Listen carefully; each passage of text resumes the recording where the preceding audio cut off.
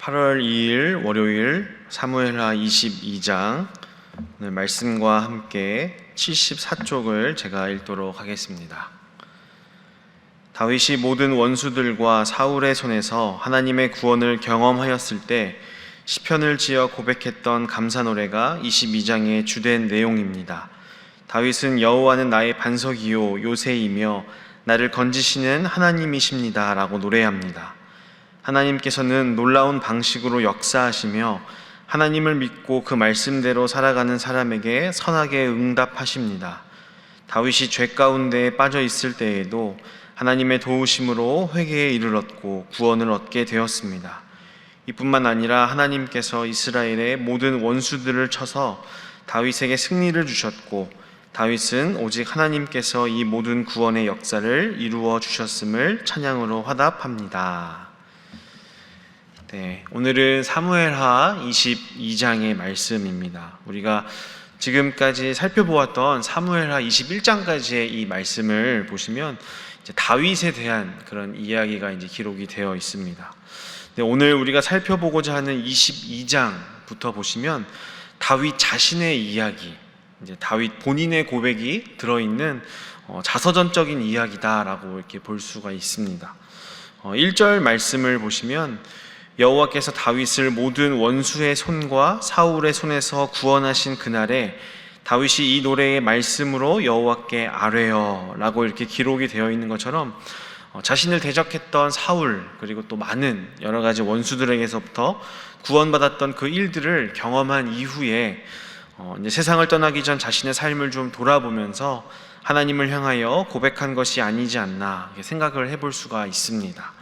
특별히 이제 22장은 시라고 하는 장르로 이제 표현을 했기 때문에 시적인 특징이 있는 것처럼 함축적인 언어 그리고 상상을 자극하는 그러한 언어들이 이렇게 많이 등장을 합니다. 우리가 오늘 이 본문을 보실 때 그 점을 좀 염두하시면서 다윗이 어떤 하나님을 고백하고 있는지 우리가 함께 살펴보고 우리도 함께 붙잡고 기도하도록 하겠습니다. 먼저 첫 번째로 기도할 제목은 내가 경험한 하나님을 표현하게 하소서입니다. 내가 경험한 하나님을 표현하게 하소서입니다. 오늘 2절과 3절을 보시면 계속해서 반복하는 그런 수식어가 있습니다. 무엇이냐면 보신 것처럼 나의라는 그런 수식어입니다. 계속해서 여호와는 나의 무엇이고 나의 무엇이고 나의 무엇이고 이렇게 표현된 문장을 통해서 우리가 느낄 수 있는 것이 무엇이냐면 여기에 쓰여 있는 이런 여러 가지 표현들이 그냥 어디서 뭐 좋은 표현들을 갖고 와서 쓴다라기보다도 계속해서 나의라고 말을 하면서 정말로 내 삶 속에서 내가 경험한 어떤 하나님에 대한 것을 내가 표현하고 있다라는 것을 독자로 하여금 느끼게 하고 있습니다. 그래서 계속해서 다윗이 어떤 하나님을 경험했는가 표현하는지를 살펴보면 반석, 요새, 건지시는 자, 방패, 구원의 뿔, 높은 망대, 피난처, 구원자 이렇게 표현을 하면서 은유적으로 표현을 하고 있습니다. 이 단어들에서 느껴볼 수가 있는 것처럼 다윗이 만난 하나님은 어떤 하나님이었는가, 자신을 고난에서 건져내신 그런 능하신 분, 보호하시고 지키시는 분이라는 것을 경험했다는 것을 우리가 알 수가 있습니다. 여러분, 다윗이 오늘 이 본문에서 뿐만이 아니라 우리가 잘 알고 있는 것처럼 그가 쓴 시편을 보시면 인생의 여러 가지 다윗의 어려운 순간순간들마다 다윗이 무엇을 했냐면 나의 하나님이 어떤 하나님인가에 대해서 끊임없이 그는 표현하고 고백을 했다는 것을 우리가 기억합니다. 놀라운 것은 그렇게 계속해서 다윗은 고난의 시기에, 고난의 그런 때에 나의 하나님, 내가 만난 하나님은 어떤 분이신가를 계속해서 표현하고 하면서 그것으로 인해서 자기가 점점 회복해 나갈 수 있었다는 것이죠. 우리가 다윗을 통해서 배울 수 있는 점이 바로 이 점입니다. 내가 만난 하나님은 어떤 하나님이셨는지를 표현하는 것이 참 중요하다는 것입니다. 인생의 어려움들이 찾아오고 고통의 시간들을 보낼 때에 나의 하나님을 다윗처럼 하나님은 나의 반석이십니다.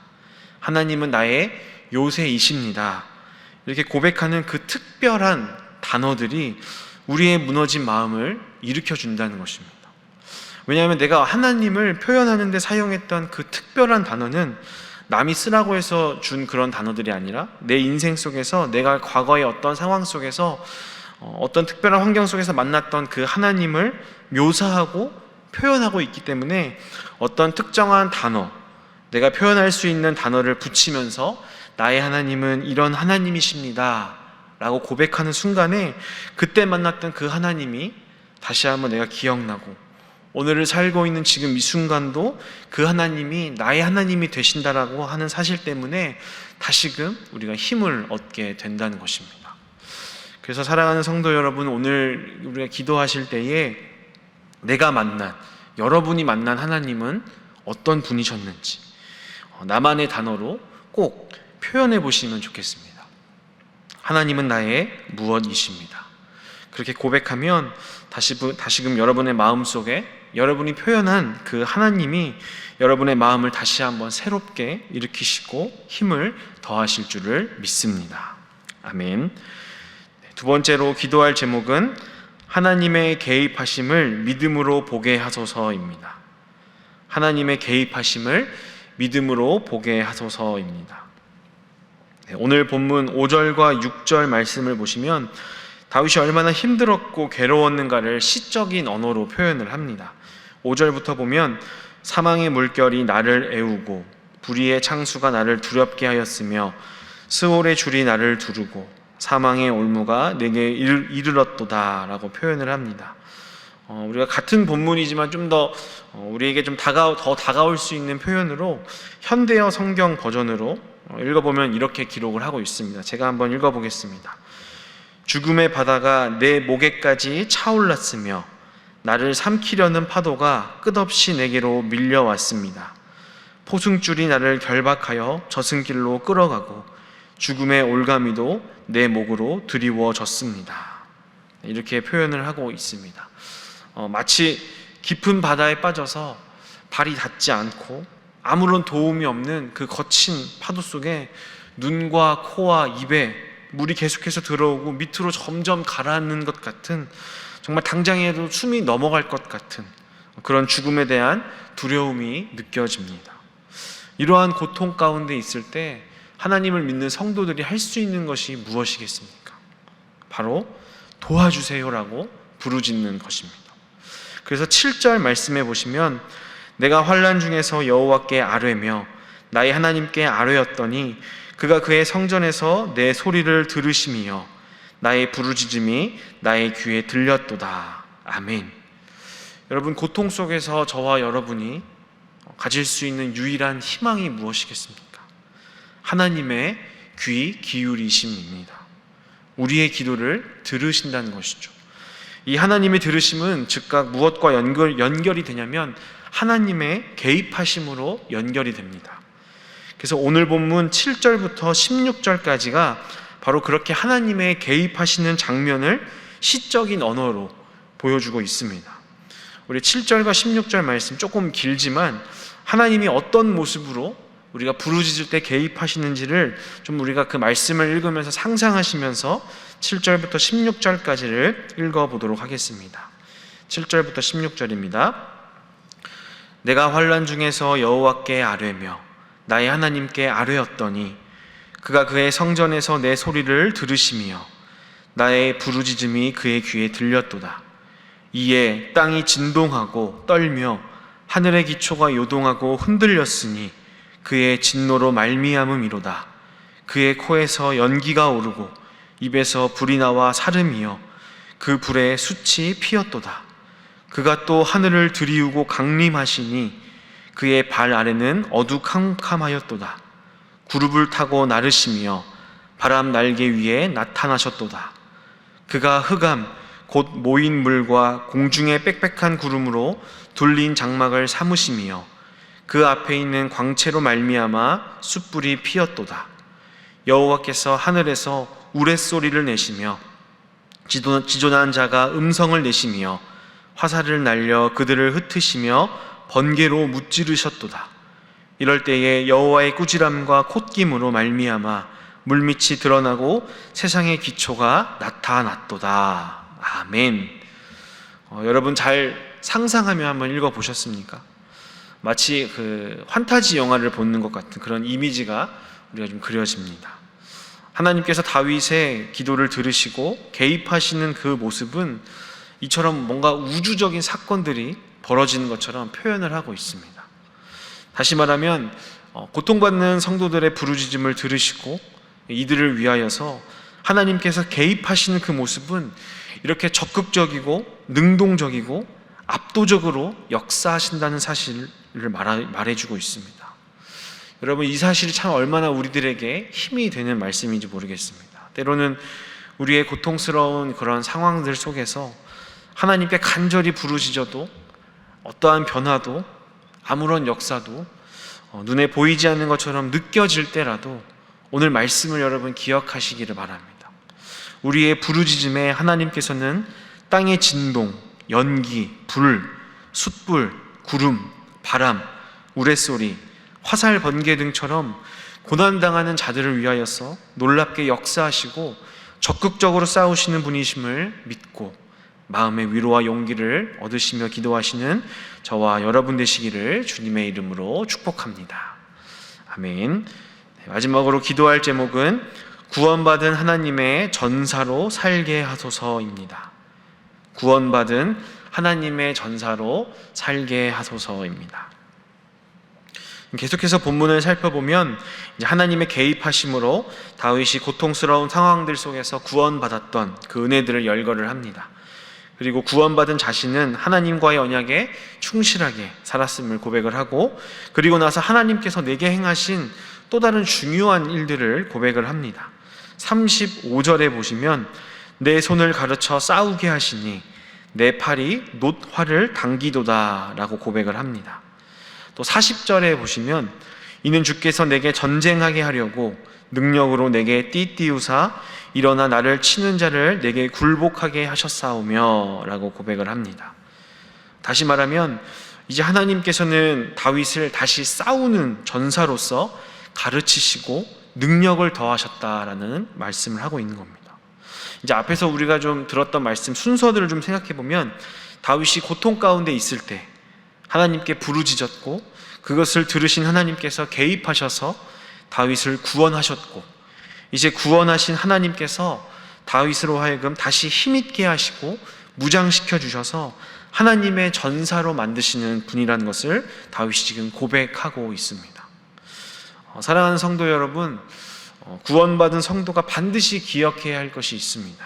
그것은 무엇이냐면 하나님께서 구원받은 당신의 자녀들을 이제는 하나님의 나라를 위해서 믿음의 선한 싸움을 싸우는 전사로 만드시는 분이라는 것을 우리가 기억해야 합니다.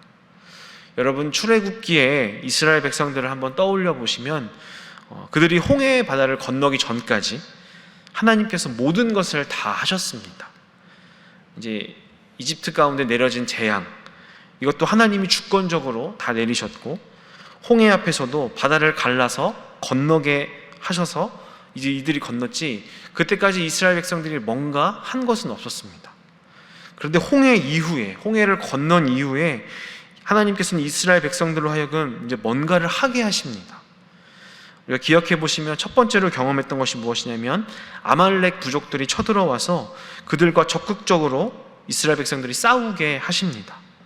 모세가 산에 올라가서 두 손을 들고 기도하게 하시고 여호수아가 백성들과 함께 나가서 싸우게 하십니다. 이전 같으면 하나님께서 다 하실 것 같은데 이제는 이들로 하여금 싸우는 전사로 훈련시키시고 키우고 계시다는 것을 우리가 알 수가 있습니다.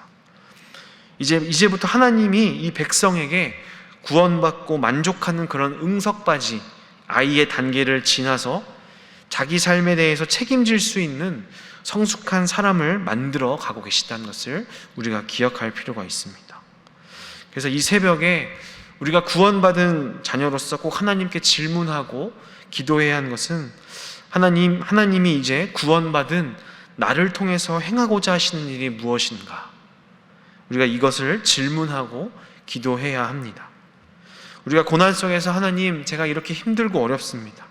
그러니 저를 도와주십시오.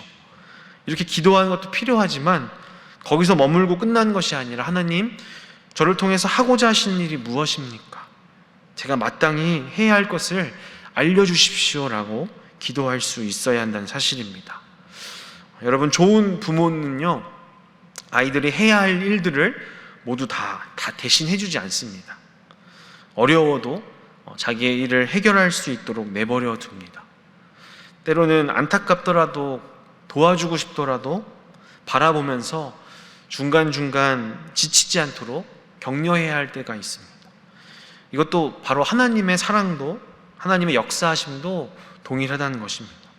오늘 우리가 기도하실 때 이제는 응석받이 그냥 아이로만이 아닌 하나님의 구원받은 전사로서 저를 통해서 하고자 하시는 그 일들을 알려주시도록 기도하며 순종하시는 저와 여러분 되시기를 주님의 이름으로 축복합니다. 아멘. 이 시간 우리 말씀을 기억하면서 함께 기도하겠습니다. 첫 번째로, 하나님은 나에게 이런 분이십니다 이렇게 고백하시면서 하나님을 나만의 언어로 표현하면서 기도하시고, 또 두 번째로, 우리가 부르짖을 때 하나님의 적극적인 개입하심을 믿음으로 볼 수 있게 해달라고 또 기도하시고, 또 마지막으로 이제 구원받은 하나님의 자녀로 나를 통해서 원하시는 일을 알고 깨닫고 또 행할 수 있게 해달라고 기도하시겠습니다. 또 코로나로 계속해서 신음하고 있는 이 대한민국과 또 우리의 이웃들의 건강과 안전을 위해서 우리의 기도가 필요한 많은 지체들을 위하여서 시간 다 함께 기도하시겠습니다. 주여 믿습니다. 주여 믿습니다. 주여 믿습니다.